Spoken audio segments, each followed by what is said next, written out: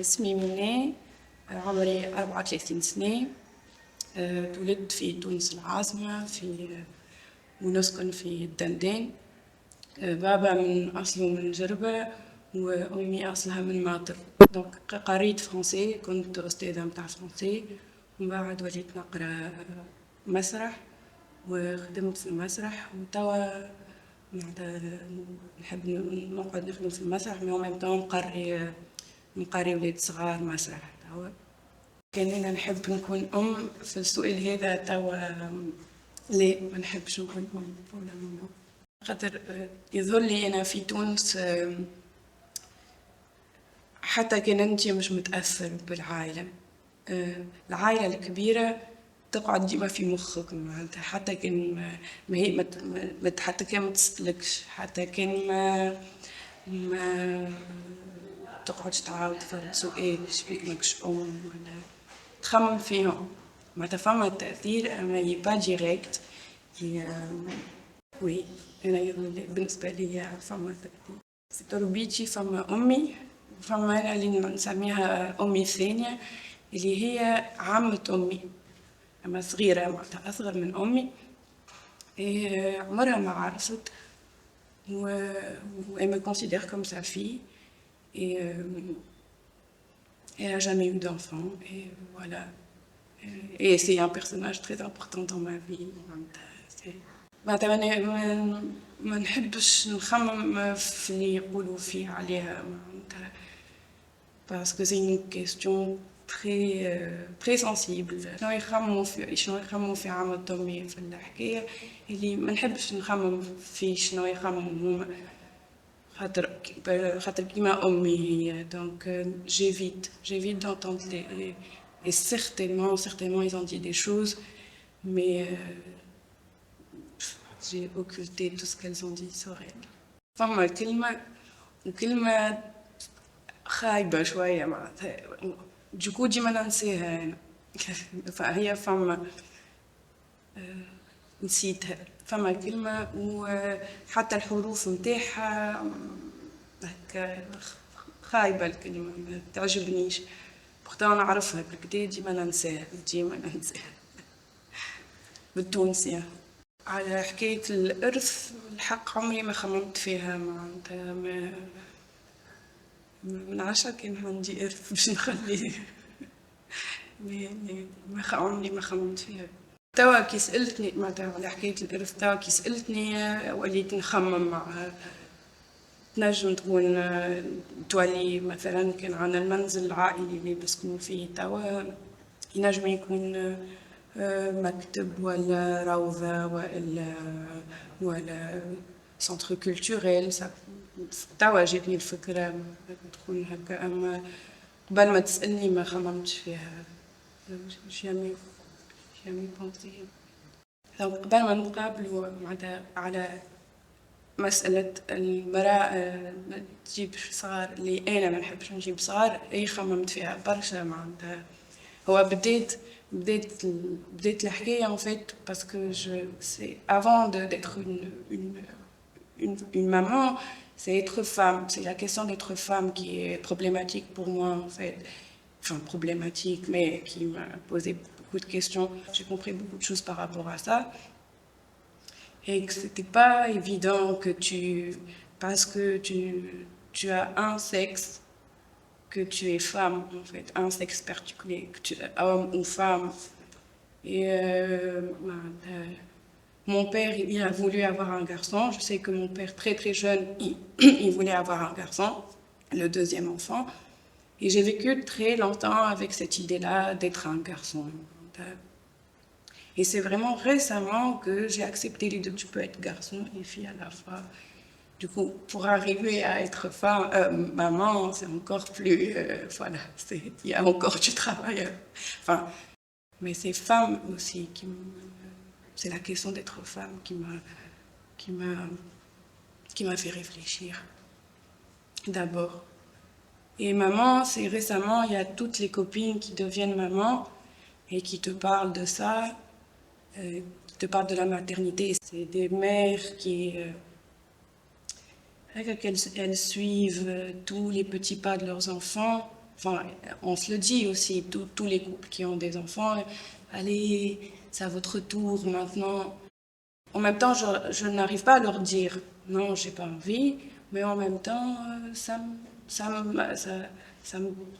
me fait pas mal de dire non, j'ai pas envie d'avoir d'enfants. J'ai pas besoin d'être une mère pour avoir ce rapport avec les enfants. J'ai ce rapport-là avec mes nièces et neveux et je m'amuse beaucoup. Du moins, je pense qu'on est amené à penser à ça. Par exemple, quand tu te maries, il y a certainement le regard qui te dit alors, c'est quand que tu vas avoir des enfants. J'y ai pensé et dans la possibilité d'en avoir. Et j'ai peur même cette possibilité-là, j'en ai peur parce que je ne sais pas ce que je vais donner à mes enfants. J'ai peur de mes angoisses, j'ai peur comme tout le monde, on a des coups de déprime, j'ai peur de faire passer ça à mes enfants.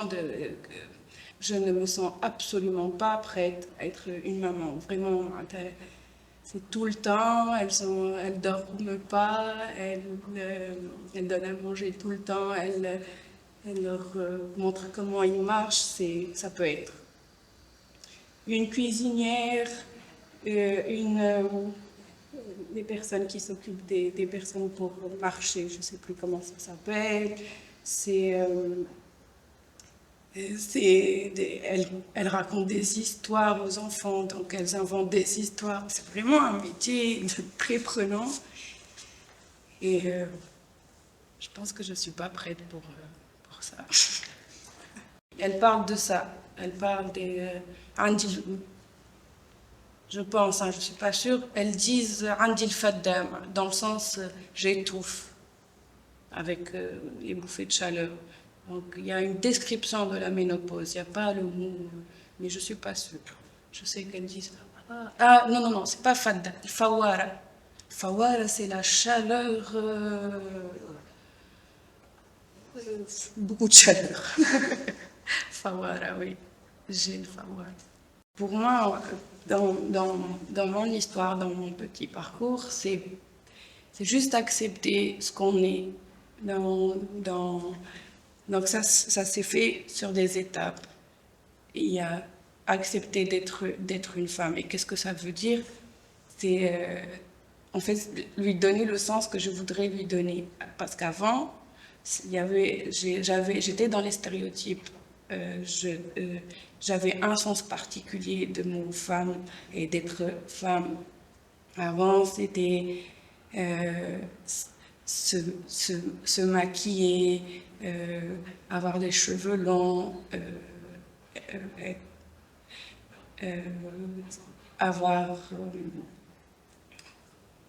être, voilà, bien épilé, c'est tout en rapport, tout ce qui est en rapport avec le corps, en fait.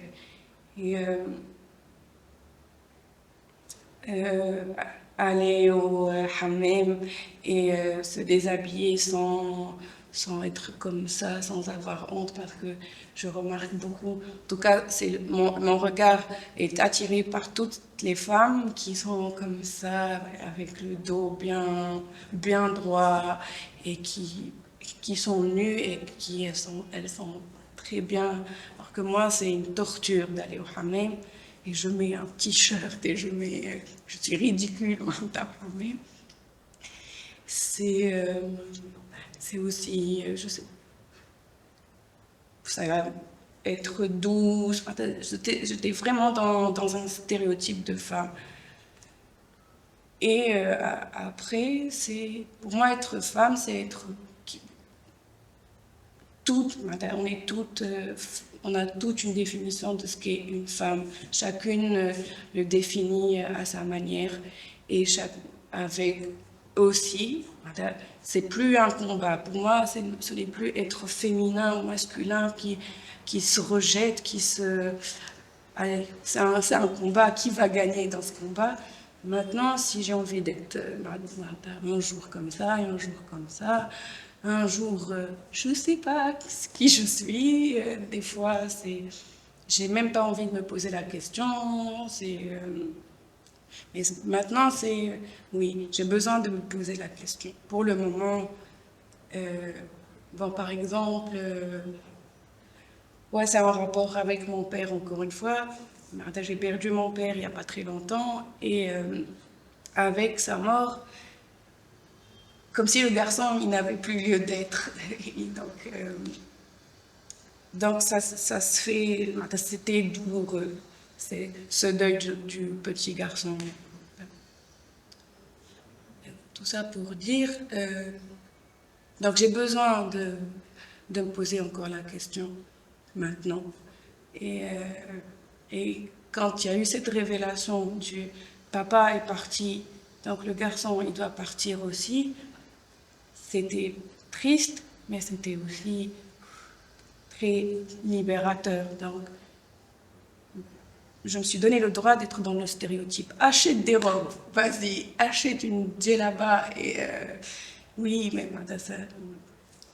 Et c'est beau, hein, j'ai acheté des choses qui me plaisent, mais et j'ai ramené ma juba à mon mari. J'ai appelé cette juba la juba de la femme, c'est-à-dire moi. Ah, d'accord. Et, la juba, elle s'est nouée. Il m'a dit, non, laisse-moi, j'aurai le temps de la dénouer, c'est pas grave. Patiemment, je dénouerai cette juba et j'ai trouvé ça très, très beau. Très... Donc, si la société accepte, si l'entourage accepte cette liberté d'être tantôt féminin, tantôt masculin, non, elle n'accepte pas. Elle t'assigne un rôle prédéfini. C'est d'où la douleur de beaucoup de femmes en Tunisie. Voilà, elles sont obligées d'être maman, elles sont obligées d'être femmes, et dans tous les milieux, quand j'étais enseignante, il y a toutes les profs qui sont financièrement indépendantes, qui ont des voitures, et elles sont tout le temps tristes. Elles sortent pas. Je leur dis, mais je sais pas, il y a une telle qui a une voiture, et on peut sortir, on peut aller à Sidibou, on peut prendre un café. Elles m'ont regardé comme si c'était une idée révolutionnaire. Ah oui, on peut faire ça. Oui, on peut sortir. On a un peu d'argent, et elle me racontait des histoires. Pourtant, c'est des profs d'histoire, des profs de français, des profs de maths. Et on a une, son mari, il passe les vacances en France, et elle est enfermée dans sa maison. Je dis bien enfermée parce qu'il y a l'oncle qui surveille toutes les femmes de la famille. Et quand il entend des rires, il appelle son frère. J'ai entendu... Qu'est-ce qui se passe? Donc, il y a... ça, c'est un cas qui peut paraître très violent. Mais et tu vois ça, elle doit... Vraiment, c'est elle, là, c'est elle la responsable des enfants de bout en bout,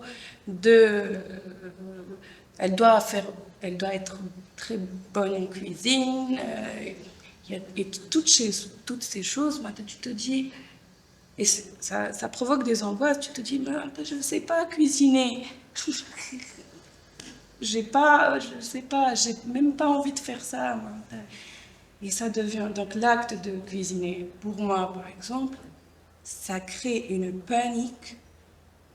Mon mari me dit, hey, je ne peux pas tout le temps faire la cuisine, viens apprendre avec moi, je t'apprends à faire les... Là, je lui dis, d'accord. Il suffit qu'il sorte de la cuisine, je commence à crier, Clil, tu es où? Qu'est-ce que je fais? René, mais pourquoi tu te mets dans des... Je sais pas. Il suffit qu'il sorte pour... Donc si l'entourage, non, je pense bien évidemment que non, ils n'acceptent pas. Mais je pense aussi qu'à un certain moment, il faut, pour